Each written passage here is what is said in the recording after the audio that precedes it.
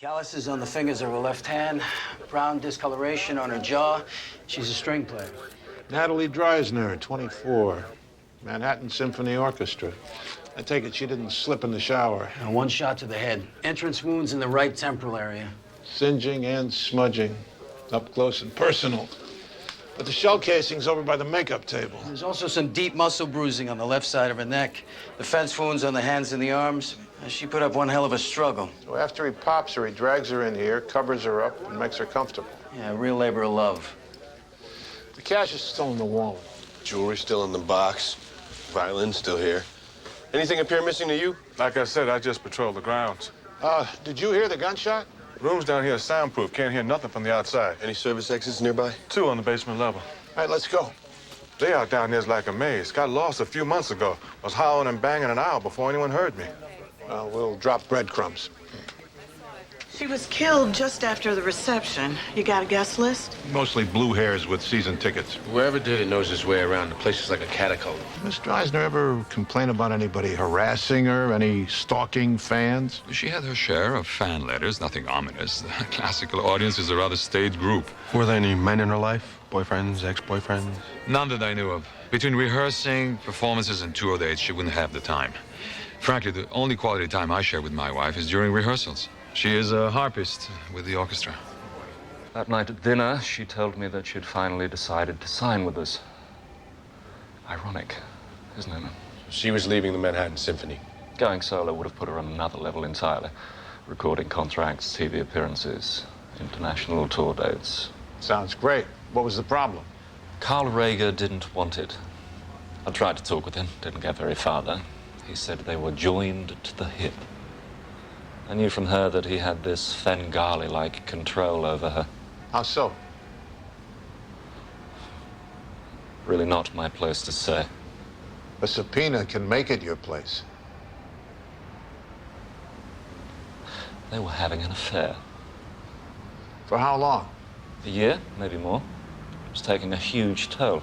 I'm Miss Dreisner. And Mrs. Rager. She'd cornered Natalie a few weeks ago, read the riot act. Natalie said that was one of the reasons she'd agreed to sign with us. She wanted to get away from it all, professionally and emotionally. Are you paying any attention at all to your rhythm? Because I can tell you, it's totally not specific. It's not just staying out of the rests. It's how you come in at the dotted 16ths. If you're not prepared to render this with any kind of precision, please don't waste my time. Sorry. I'll try it again. Don't try. Do it. What can I do for you? We need to ask you some more questions. Of course, I knew about the solo offer. I encouraged her to take it. Not worried about losing her? I've been conducting for 20 years. I've watched a lot of artists come and go. Including artists you've been sleeping with? At the risk of sounding crass, she wasn't the first. Is that why you neglected to tell us? That was out of respect. For who, Miss Dreisner? And for my wife. Oh, she knew? Marion is an exceptional woman. I've always been candid with her. It's been 19 years. I don't expect you to understand. Do you think that he was in love with Miss Dreisner? No, absolutely not. So you didn't pull her aside and have a little chat about the sanctity of marriage? Their affair was dividing the orchestra. The other musicians felt she was accorded a special status. She would show up late to rehearsal. She didn't bother to review the scores. I had a bad day. I lashed out at her. Mrs. Rager, does your husband own a gun? Oh, I was raised in New York, and so when we moved up here, I was very uneasy at night. All that silence was deafening. So Carl bought me a gun. Mind if we take a look at it? I don't have it anymore. You see, a few months ago, a neighbor's house was broken into, and he was shot to death with his own gun. It just terrified me. What did you do with it? I dropped it in the Hudson River. Van Buren just called. Carl Rager has a Sig Sauer P225 registered in his wife's name. Oh, that's a big surprise. I found this button under the back seat. Tiny brown spots. Could be dry blood. There's also a small white fiber attached to it. There's a 2-millimeter spot with a microscopic pattern of blood spatter surrounding it. Type matches the victim. You get enough for DNA? We sent it out. What about the fiber? Yep, high quality Italian knit cotton. White dress shirt of some kind. I love it when it all comes together like this. The relationship between the conductor and his string section is quite intimate. In the best cases, there is an implicit trust, a deep level of communication, and a shared passion. I had all that with Natalie. Over time, it led to a sexual relationship. Was there ever a violent nature to your relationship? Never. She was like a delicate flower. I gave her the freedom to bloom. I nurtured her. How could I destroy her? She was part of me. Mr. Rager, will you describe what you did that night after the concert? I went to my dressing room, showered, changed, and drove home to my wife in Chappaqua. And what time was that? About 11:30. What was your reaction when Miss Dreisner told you she was leaving you? She never told me any such thing. So Mr. Stern misunderstood what she told him she was meeting you to do? Either misunderstood or misrepresented. Was it misunderstanding or misrepresentation when you failed to tell the police about the affair between yourself and Miss Dreisner? Neither. It is that I didn't want to hurt my wife. There must be some mistake. There's no mistake. We contacted Alan Bostwick, your husband's CPA. For the past 3 years, Carl's been actively selling off stocks and mutual funds. He places the proceeds into a money market account, then withdraws the cash, and then wires the transfers to an offshore account in Switzerland. Here are the wire receipts and your husband's passport. There are also numerous trips to Switzerland, none of which correspond to tour dates. And you thought you were broke. Carl said we lost money in the market. That's why he hired Alan. Said he was a financial genius, that he could make up the money that we lost. Mrs. Rager, Alan Bostwick's specialty is helping rich guys hide assets from women they're planning on divorcing. Carl is not planning to divorce me. Do the math, Mrs. Rager. $2 million socked away for 3 years, and you haven't seen a penny. A year ago, your husband transferred the deed on your house in London. No. We sold that house less than 3 months ago to pay for legal expenses. Look at the deed of transfer. He still owns the house. It's just registered to his corporation. I know how hard this must be for you. He did all of this for her. A girl died, Mrs. Rager. He's now involved you not only in his infidelities, but in a murder. The orchestra gave a performance on the night of Miss Dreisner's death, is that right? Yes. Rachmaninoff. What happened after the performance? I went to Carl's dressing room to see if he was ready to leave. He said Natalie needed to see him. I told him I would wait. Was it your habit to wait for your husband while he was seeing Miss Dreisner? I knew that Natalie wanted to talk to him about her leaving the orchestra. I knew that Carl would be upset. I waited to see what would happen. Marion, please. Be quiet, Mr. Rager. You're not conducting here. He told me that Natalie wasn't leaving. I told him to go home. I told him that I would meet him there later. For God's sake, Marion. Objection. Spousal privilege. Can we get a recess? Mr. Rager, you will refrain from speaking out of turn. I need to talk to my wife. After he told me that she wasn't leaving, I knew what I had to do. Can't do this. I won't let you do this. That's it. Remove this man from the courtroom. My husband did not kill Natalie. I did. She's lying. She's trying to protect me. I must be allowed to speak with her. I'll see everybody in chambers now. Did you plan to kill this girl, Mrs. Rager? Once the affair took on a life of its own, once Carl proved to me that he was unable to relegate it to the insignificant diversions the others had been, once Natalie indicated that she had no intention of abiding the ground rules that I had laid down, I felt I had no choice. Marion, please. Oh, Mom wants us to use these. Was anybody else around then? A maid? Teresa goes home at 6. It was just Mom and me. I just want her to be alive. When I got home, Mom busted me. I was so tired of her always riding me.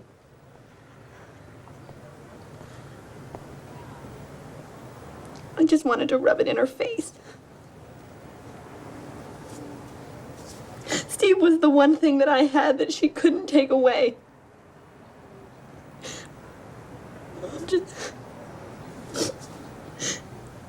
As soon as I said it, I wanted to take it back.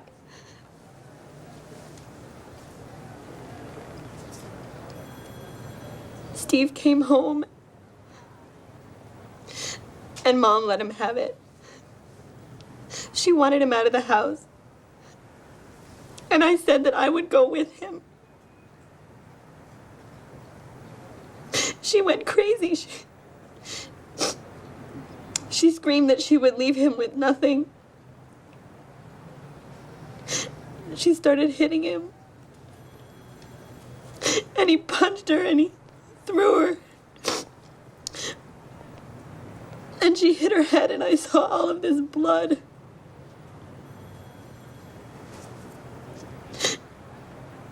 And Steve told me to stop screaming. He said that the cops would say that we both did it. I was in love with him. I did what he told me. So you're saying the first shot came before the door opened? You know, lights out, bang, then the door opens. But after the lights went out, a couple of seconds later, another 2 shots. Bang, bang. Thank you. No further questions, Your Honor. Mr. Tibnan, what were you doing on the stairs of the garage? Smoking crack. Oh. Your habit? How much does it cost? $200 a day. Do you have a job, Mr. Tibnan? Objection, Your Honor. His employment has nothing to do with his testimony. Mr. Tibnan's state of mind is at issue here. Overruled. The witness will answer.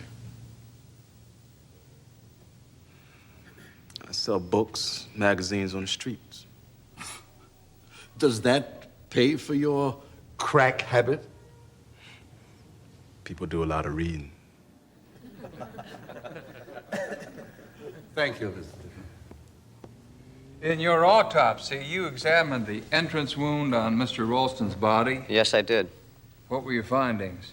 Light powder burns on Mr. Ralston's tux indicated that the gun had fired at a distance of approximately 3 feet. The bullet entered Mr. Ralston at the bottom of the thorax. It traveled upward, it pierced his right lung, and then entered his heart.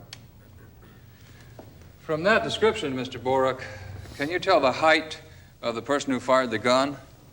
Yes, I could. From the angle of the bullet's entry, the person who shot him would have to be no taller than 5'6". In other words, someone shorter than Mr. Ralston. Yes, that's right. Nothing further, Your Honor. If I told you the floor of that garage slopes, would that affect your estimation of the height of the gunman you described? Oh, yes, it would. Good. It slopes. So it's possible that Mr. Ralston was shot by a 6-foot man standing at the bottom of a sloping floor. Yes, that is possible. Thank you. Nothing further, Your Honor. Mr. Stark, this was some months ago. Do you remember the Ralstons? Yes, they were a nice-looking couple on vacation, just come from the mountains. Did Mr. Ralston know what kind of gun he wanted to buy? Well, he didn't know anything about guns, so I showed him some nice personal weapons. And he picked one out? Well, the missus, she kept telling him that they had to have it. And he told her he did not want the gun in the house, that one of the kids might get his head blown off. And she kept reminding him that she had been mugged on the street. So Mr. Ralston didn't want to buy a gun? No, it was Mrs. Ralston who was all steamed up. She insisted that he buy the Beretta. Thank you. No further questions. It's your meeting. Himes battered Mrs. Ralston emotionally, but she never believed him when he said he would kill her and her husband. After he shot you, Mrs. Ralston, you didn't go to the police. I told you. I was frightened. The only thing Mrs. Ralston might have done wrong was to mention where Mr. Ralston kept his gun. Nevertheless, we will plead criminal facilitation 4, conspiracy 5, and she'll testify against Mr. Himes. You've got to be kidding. This lady's on trial for murder. You're offering us 2 misdemeanors? I don't joke about plea bargains, Mr. Stone. If you want to think about manslaughter 1, we might have something to talk about. Well, I guess we have nothing to talk about.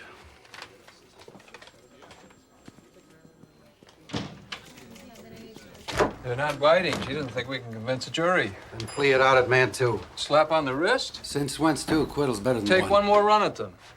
Don't blow this. I'll take man 2. Mr. Himes, she's getting ready to burn you. That testimony about how tall the gunman was, your lover's lawyer is trying to make it look like you pulled the trigger. Janet's lawyer was trying to prove neither of us did it. Listen to this.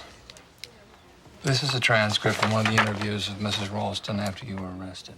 I loved Gil Himes, but he turned out to be weak and pathetic. The only solution he found to his unhappiness was to get a gun. That's how she depicts you. You're playing a bad hand, Mr. Himes, and the deal is crooked.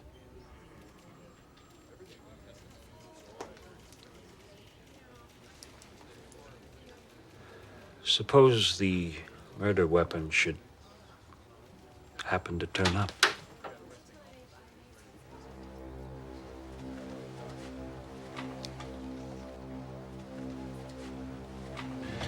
Mr. Himes, you are now skirting obstruction of justice. Don't push it, Stone. He said suppose.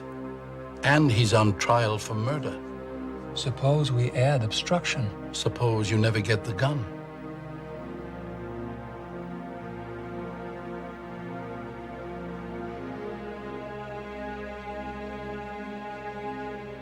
Manslaughter 1.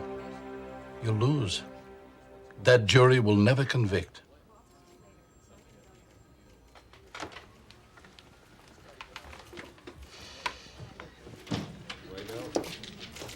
True love.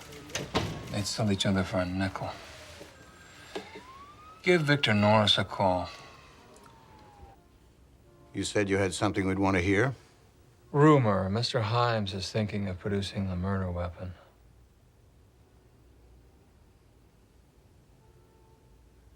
Auction block. Going. 2 misdemeanors and she'll take a year in jail. Manslaughter 1. Going. No way. Gone. You don't scare me, Mr. Stone. Oh, yes, I do, Mrs. Ralston. I scare you a great deal, and I should.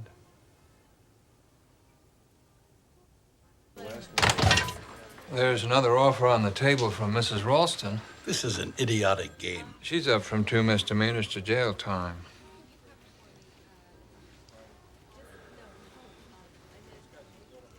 We'll take manslaughter 2. Oh, you have to do better than that. Manslaughter 1, he produces the weapon, and he tells the jury how he planned it.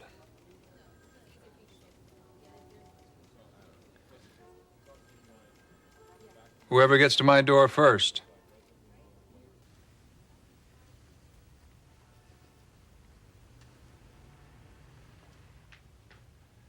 You know why we're here. You can't do this, Stone.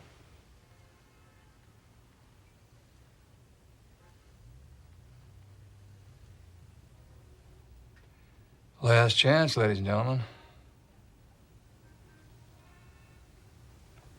You've got nothing.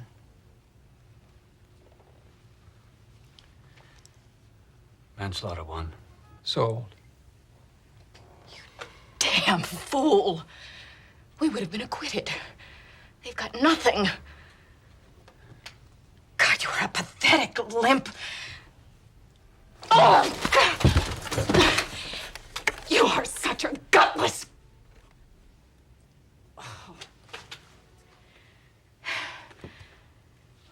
911 call was from the cleaning lady. She came in this morning, saw the place torn up, and was on the phone before she even saw the body. All right. We got a TOD yet, Doc? Blood still not dry. That plus the rigor and body temp, I'd say 11 p.m., give or take an hour. No signs of forced entry. What do you think, gentlemen? Call her. She's fully clothed, but we'll check it out. Hey, there's a jewelry box in there dumped on the floor, but nothing looks valuable. Either it wasn't a robbery or they just took the good stuff. There's a computer power brick, but no computer. This looks like a palm print from where they leaned over to unplug it. Might have been some hot story on it. Our victim's Dawn Prescott, a TV reporter, Channel 8 News. Now she's the story. Dad, are you okay? Detectives, come in, please. Well, all things come to an end, don't they? I confess. To killing Dawn Prescott? Oh, no, to fraud. To very big fraud. Fred. Oh, that's all right, Irene. This is all a sham. This doesn't exist. Arrest me. I never met Dawn Prescott in my life. I knew who Vince Decker was, but I certainly didn't kill him. They were both working very hard to destroy your business. Well, I could have saved their breath. The world economy took care of that. You said your company was a fraud. It's a Ponzi scheme. Old investors were paid with money from new investors. Unfortunately, there's not an infinite supply of new investors, especially when the Dow drops 6,000 points. You think he's talking fraud to avoid talking murder? I have no idea. We don't get many like this one. Book him on the fraud? Yeah, for now. The cops still like Mattson for murder, right? Yeah, they're still working it. Doesn't he seem to be acting more like someone who knows who did it than someone who did it himself?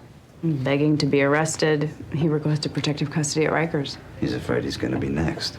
We wanted to talk to you about Vince Decker and Dawn Prescott. Of course. You hear Santana, you think drugs, guns, I kill everybody all of the time. You too, better be careful when you leave. You knew about them? Decker is a pain in the ass.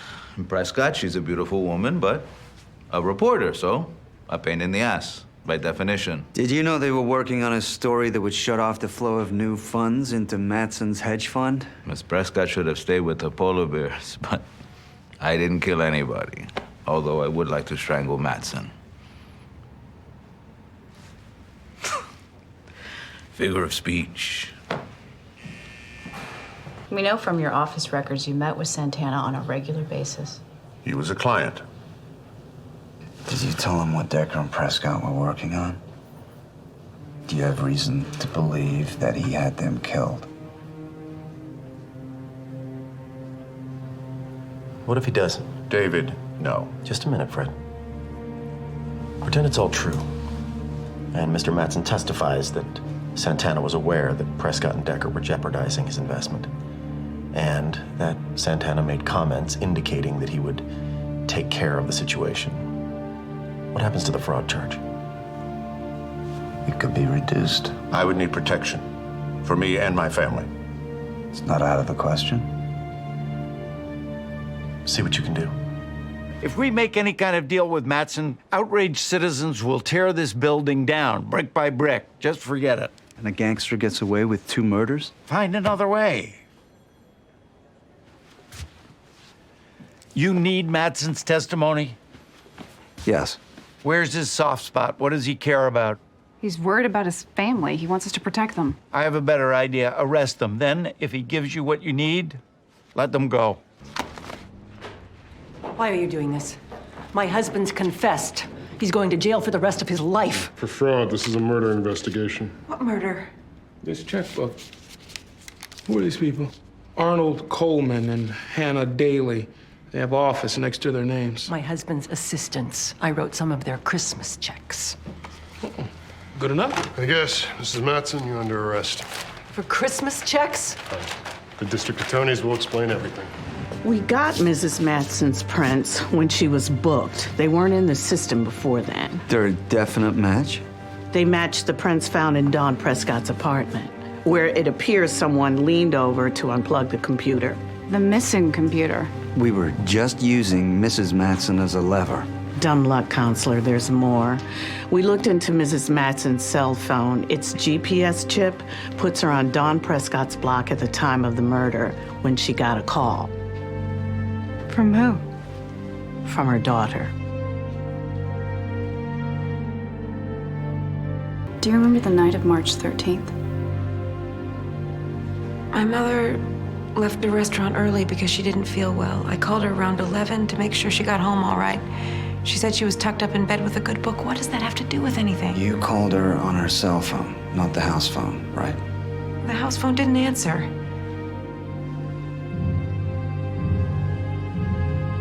Case number 48916, People versus Irene Madsen, conspiracy to defraud in the first degree. Your Honor, we are withdrawing that charge at this time, as we now intend to charge Mrs. Matson with murder.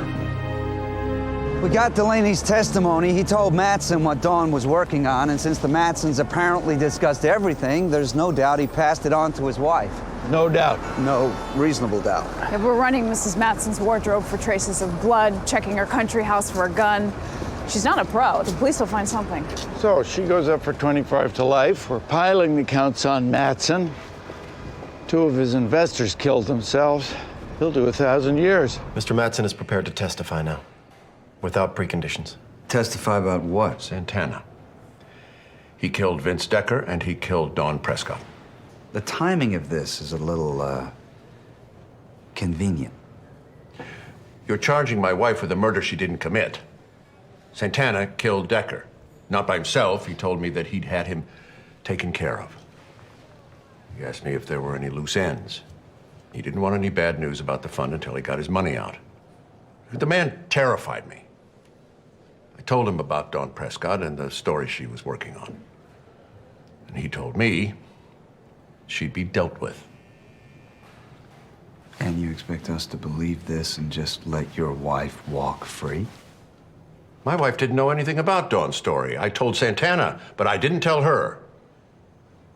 We've still got the evidence against Mrs. Matson. The cell phone, the palm print. They have the Colombian drug lord who probably killed Vince Decker. Jury's gonna flip a coin. You know, Santana can get people killed even in prison. Testifying against him could be suicide, and Matson knows it.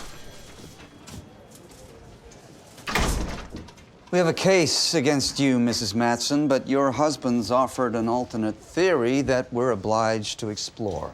You know, we've prepared an extradition request to the Colombian authorities, but we need as much evidence as we can to support it. We'll need you to sign this statement. Fred, what are they talking about? Your husband has agreed to testify against Mr. Santana. Fred, have you lost your mind? It's all right, Irene. I know what I'm doing. You're letting him do this? It's what he wants. They'll kill him. They'll kill you. What did he tell you? That Santana made statements? What kind of statements? About murdering Mr. Decker and planning to murder Ms. Prescott. He's lying. Santana never said anything. Irene. I sat in every meeting with that man. Fred was afraid of him. He never said anything like that. I had other meetings with him, Irene. Where? When? Let it go. I am not going to let them send you to prison.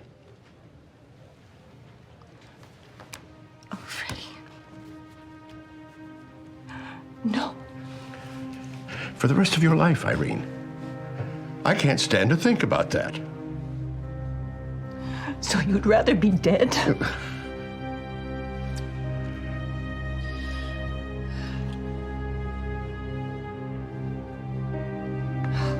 Freddie.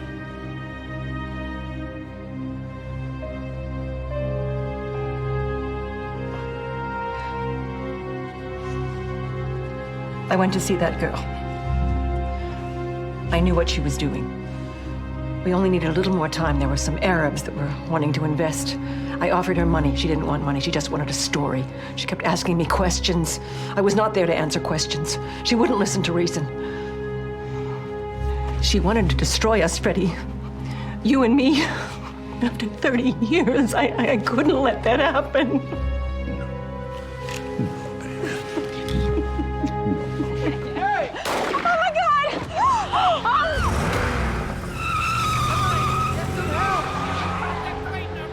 Call the police!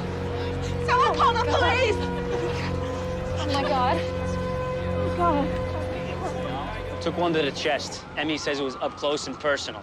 Drove up the block like a bat out of HE double hockey sticks. What precinct are you from? Sesame Street? She still got her watch and her wedding ring. We got a couple of witnesses over there say it looked like a carjacking. My guy was gonna start working on the car when he found this. Nobody around here will touch it. Biohazardous waste. You got a pair, my friend. Yeah, it's Detective Green. I need Otto to confiscate a car, and I need a hazmat crew. Look, I ID the guy you're looking for, you'll walk away. That's open to discussion. Name's Lamont Tyler, lives over in the projects on Jefferson and 23rd.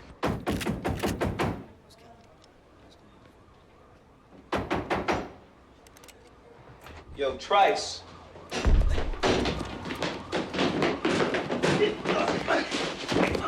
Lamont Tyler! Yo, what's the deal, my man? Oh, you gotta be kidding. You going somewhere, bro? Got a job down south. Well, call your boss and tell him you're gonna be late. Hey, Lou. Tyler signed a confession, nice and neat. Yep, he'll be making license plates now instead of stealing them. I wish all our cases went down that easy. They don't. Hazmat crew sent the vial over to an independent lab. The report just came in. Coronavirus. Coronavirus, as in SARS? That's the one. Now the question is, what the hell was it doing in the Vic's car? Last week, Anna and I celebrated our 3rd anniversary. Took her to Lagaloo. Over dinner, we talked about having a baby. We'd like to ask you some questions about your wife, if it's okay. My wife was killed for 6,000 pounds of metal. What the hell is there to ask? For starters, what was she doing with a toxic virus in her trunk? For God's sake, she works at Hudson University Research Lab as a lab technician. What are you implying? That like all good businesses, you're covering your ass.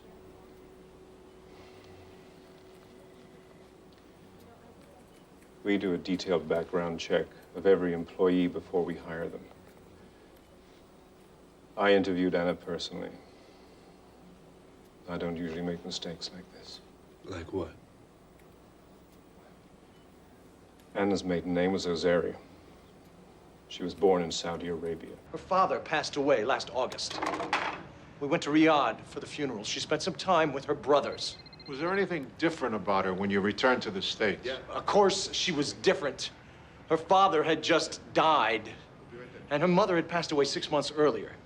You know, you'd have liked her mother. She was British. Look, Mr. Hopkins, if you know anything about this, you need to tell us now. All right, let me check her Palm Pilot. You know, because I think she's got Jose's home phone number. Hey, stop it! We have an outbreak of SARS.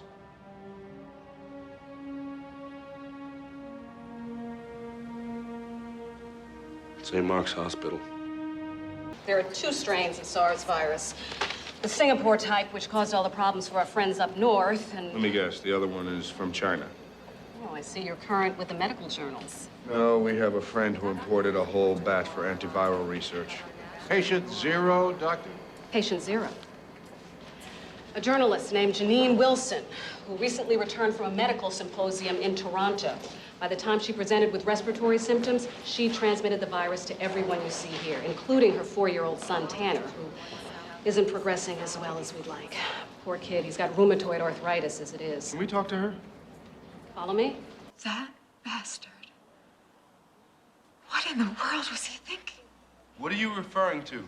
He put my baby at risk, millions of innocent people? Why don't we start at the beginning, Miss Wilson? Charles and I had a thing. It was good, except he has a wife. I should have known he'd never leave her. And you told him to pack his things? 4 years too late.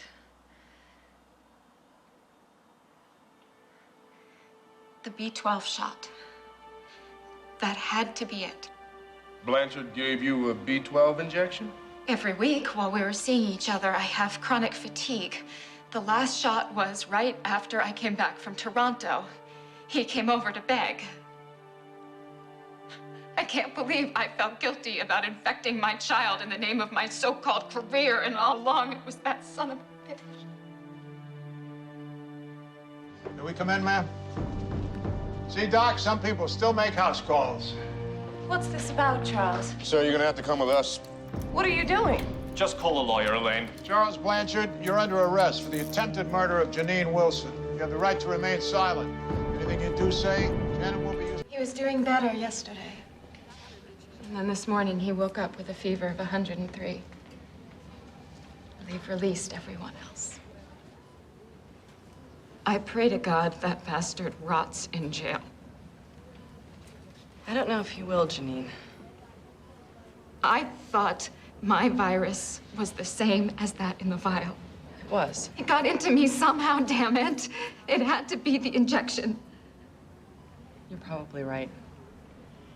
So what's the problem? You. What? You told the police that you hadn't seen Anna Hopkins in months. I know that you saw her at the lab just a few weeks ago. Why did you lie?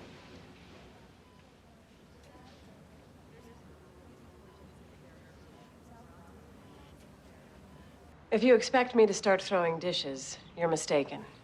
To be honest, I expected some kind of reaction. Why?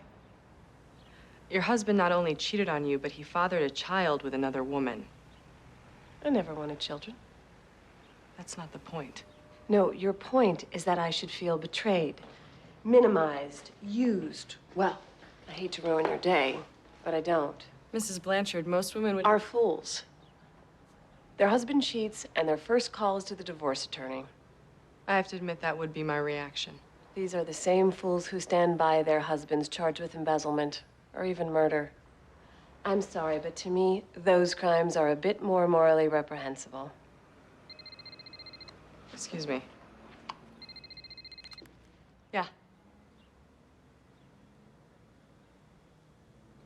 Sure. Speaking of murder, your husband's son, Tanner, just died. What did you have for dinner the night of the 12th?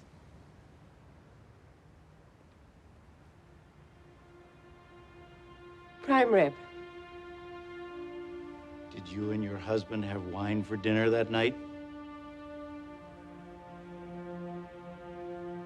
Mrs. Blanchard. Yes.